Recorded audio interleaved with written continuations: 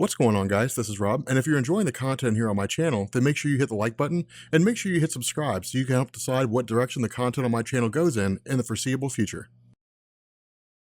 Okay, so I am on Periscope right now, recording this. I don't know how many people actually use the Periscope app, but it's, mine's at Comics Explained, I think it is, on Periscope, I don't remember. But anyway, so after looking through the comments section, after the Final Crisis video was uploaded, the Final Crisis video was uploaded, I saw there were some people who were confused, and rightfully so, because that story is really polarizing. We'll talk about Dark Knight's Metal here in a second, the Dark Multiverse and everything. But the nature of Final Crisis is that that story is not linear. Most of the stories we cover, the character explanations we do, they're all really linear. They're really straightforward. So it's like this character first appeared in this year and they were created by this person who wrote them for some amount of time. And then they left and another person took over. And then they left and another person took over. And all these people contributed to the expansion of that character or team. Pretty straightforward and pretty linear. With stories, it's much the same way. I mean, Jeff Johns' Green Lantern is shaping up to be probably the most expansive we've done, but up until when that finishes, Civil War will still be like the biggest part of the entirety of storytelling that we do. It took 3 months to finish. It was almost 120 issues long, but it was still a linear story. Some mutant called Nitro was given mutant growth hormone that basically amplified his powers. He blew up Stamford, Connecticut, and then humanity responded. Congress said, we're going to pass registration. Tony Stark agreed. Iron Man said, yep, I agree with that, because if we don't, then they're basically going to turn their guns on us. Captain America disagreed. Superheroes chose sides. They fought, and then eventually Captain America gave up. That's the gist of Civil War. That's the plot summary in a nutshell. When it comes to Final Crisis, it is anything but. It is like 7 or 8 different things all going on at the same time. But the reason why we cover that story is because of what happens to Batman. And that leads us into our discussion of the Dark Multiverse. So we've talked about the multiverse before. We've run over the concept of the multiverse. And a lot of people seem to find it really confusing and really baffling. We've really done like the short version before. And again, the short version is basically that DC created the multiverse in 1961. And they focused on like 5 or 6 different universes, and that was really about it. That's like Multiverse 1.0, basically. Then they canceled it in 1985 with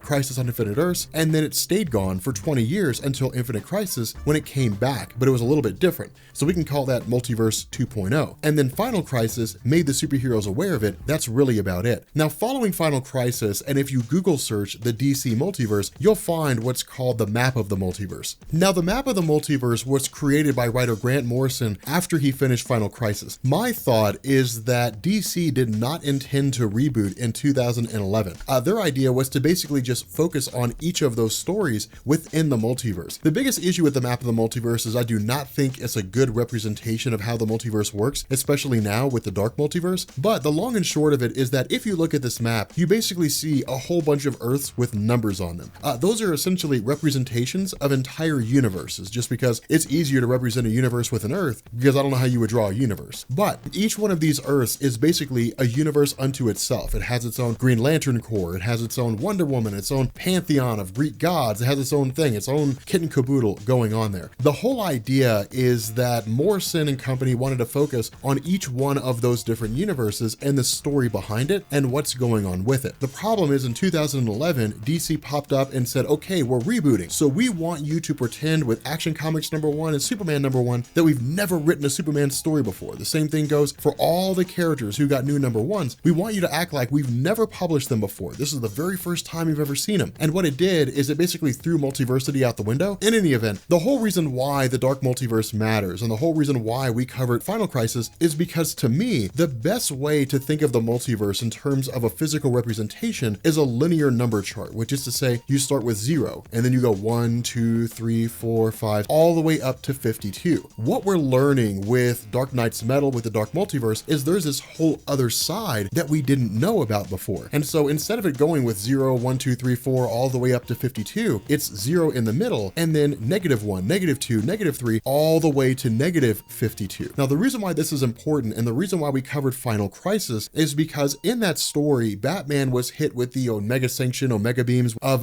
Darkseid and was time displaced. When he was time displaced, what it did is it sent this shockwave all throughout the positive multiverse and all throughout the negative multiverse, because the main DC universe is Earth zero. It's right smack dab in the middle of it all. And so because of that, what it basically did is it woke up this being named Barbados and alerted him to the fact that Batman would be the means by which they could access the positive multiverse. They would have to travel through the dark multiverse, past and through Earth Prime, Earth Zero, and into the positive multiverse to do whatever it was that they were going to do, presumably conquer it. That's kind of what I'm assuming. But the whole idea here is that when Batman was time displaced, what Barbados began doing was basically going through all these different dark multiverse universes and rounding up these evil versions of Batman. Dawnbreaker Batman, where he became the Green Lantern and killed the DC universe. The Red Death Batman, where he merged with the Flash. The Man Who Laughs, which we don't know his story yet. We found all these different versions which were united under Barbados for the purpose of setting in motion a series of schemes, which we still haven't seen fleshed out, that will ultimately allow them to access the positive multiverse. Now, one of the things that the dark multiverse is introducing, and it was really focused more in like the Red Death one-shot than anything else, is the idea of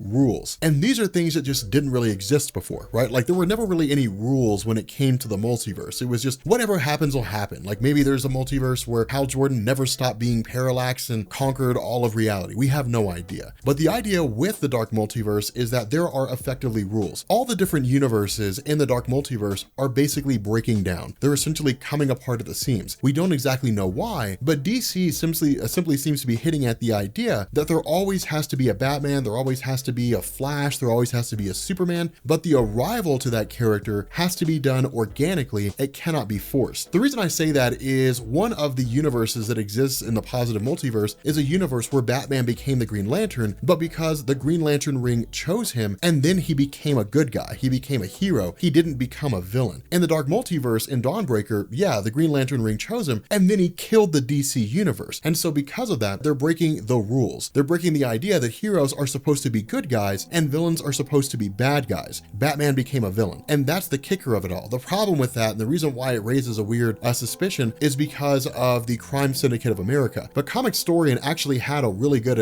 idea, a really good theory, where he basically argued that in truth, the Crime Syndicate, being the evil version of the Justice League from Earth 3 in the positive universe, weren't actually bad guys. They were, but they actually made the world a better place. They kept it safe. They got rid of all the criminals and different things like that. So technically speaking, they weren't tried and true villains, but Batman and Dawnbreaker, Batman and Red Death, they're basically bad guys. But regardless of what the reason is behind why those universes are coming to an end, they're all basically being destroyed. And so as it stands right now, with regards to Dark Knight's Metal, with regards to what it is that's going on, the overall gist is that Barbados, this Grand Poobah Bat guy, whatever it is that he happens to be, presumably the amalgamation of all evil in the multiverse, in the dark multiverse is what I'm assuming he is, that he has basically rounded up these evil versions of Batman that we're seeing in these one-shots. Dawnbreaker, the Drowning, Red Death, the Man Who Laughs, all those different things. And they're effectively going to, and they already have, entered the positive multiverse, and they're currently residing on Earth Prime. Now, I imagine the rest of the story will basically be an effort to stop them from spreading throughout the rest of the multiverse. We don't really know. We don't know if they'll corrupt it or whatever the case may be, but that's where things stand at the moment. That's where things are residing. The superheroes are learning about the dark multiverse. They're discovering that it exists, and they're discovering by way of these evil versions of Batman. So that's kind of where things stand at the moment.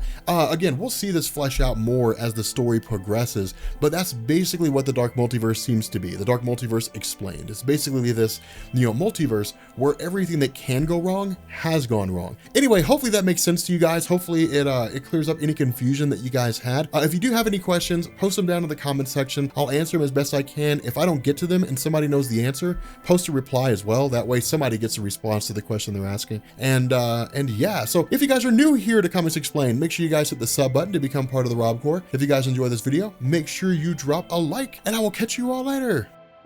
Peace. I make the peace sign whenever it is that I actually end my videos.